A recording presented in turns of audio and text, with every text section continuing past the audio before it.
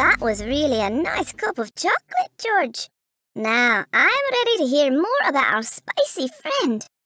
Yes, to continue the story, now that Columbus brought Chile back to Spain, and because Lisbon was a common stop for Spanish ships to and from the Americas, the Portuguese soon learned of this new plant and saw the value of trading it in Asia's spice market.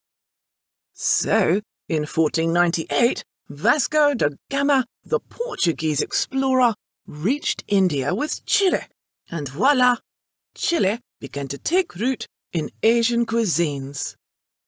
The Portuguese continued to introduce Chile to its colonies in India, Africa, the Middle East, and the rest. They even brought Chile to Japan, though instead of adding it to their foods, the Japanese first used chili as ornamentals and poison. Interestingly, the Japanese soldiers also discovered that chili could help prevent frostbite. So they placed it at their toes inside their socks. Later, when the Japanese were at war with the Koreans, they brought chili to Korea. What a story! Korean kimchi dishes are infused with chilies.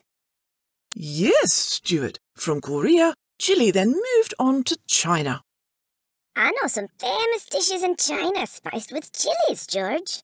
The La Zi Chi chili chicken and spicy Chongqing hot pot.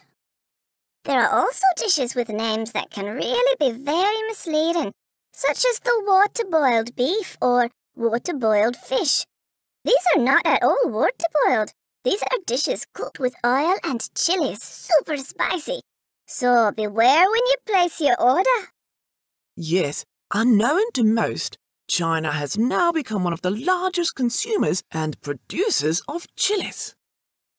Well, China is not the only country that has taken a liking to chili. In my homeland, Africa, chili has also become a crucial part of African cuisine. George, looks like chili has gained international fame. Yes, indeed. Stuart, why do you think chili managed to gain popularity around the world? Well, I think it must have something to do with chili's hot and spicy flavour. Flavour? Are you sure that hot and spicy of chili is really flavour? Why don't you have some Chinese lashechi, feel the sensation, and I will tell you more. Wow, George, that was just too spicy for me. In fact, the feeling you are having now is not a flavour felt by your taste buds, but a burning sensation felt by your neurons.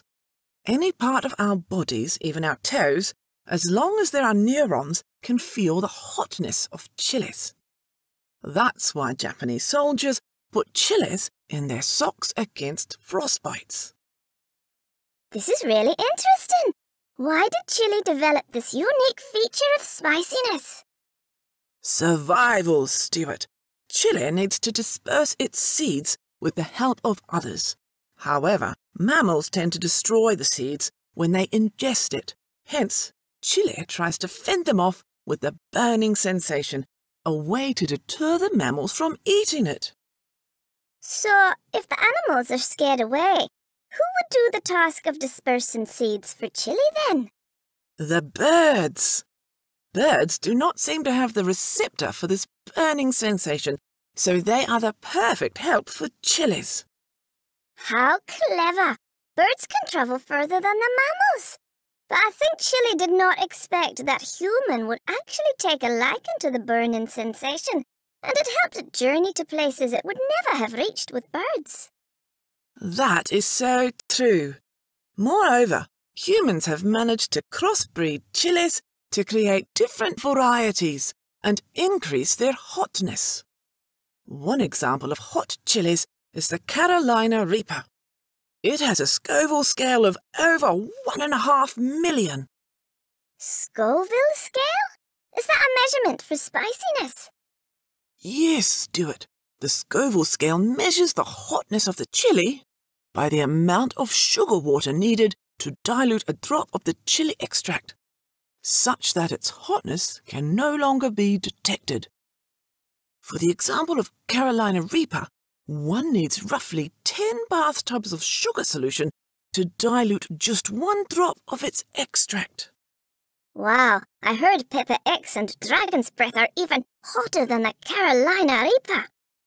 I have to admit, we squirrels are no big chili eaters, but I've heard chili eating contests are very popular for some.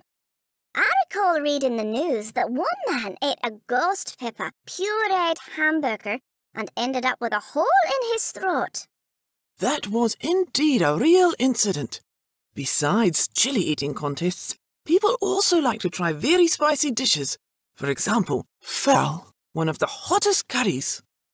In fact, the chef at one of the restaurants in New York City has to wear a gas mask each time he cooks it, so as not to choke himself. It is told that the chef adds Carolina Reaper in the dish and claims that it is 10,000 times hotter than the Tabasco sauce. Whoever finishes a serving of the dish gets a certificate. Oh yes, the famous Tabasco sauce. It transforms chili and makes it a more convenient and versatile companion with other foods. Speaking of this, I noted that many of the spicy dishes are popular in countries with hot climates. Wouldn't they make people there feel even hotter? Great observation. In fact, chilies grow more easily in hotter places, hence they are more accessible in those countries. Secondly, after eating chilies, people perspire more, and that has a cooling effect. These reasons may explain why we find more spicy dishes in hotter countries. No wonder. It is so hot right now. Would you like to have some Pepper X to cool you down? No thanks, Stuart. If I ate that, I may no longer have my senses with me. I wouldn't do that either. Perhaps we should go and continue to enjoy the tamer foods. Yes, chili should be enjoyed with suitable quantity and not to the extent that it causes us pains. With that said, my friends, this marks the end of our chili journey. Remember, don't go too far on your exploration with hot chilies. Goodbye. Thanks, George. It was so good listening to your story. We look forward to seeing you soon.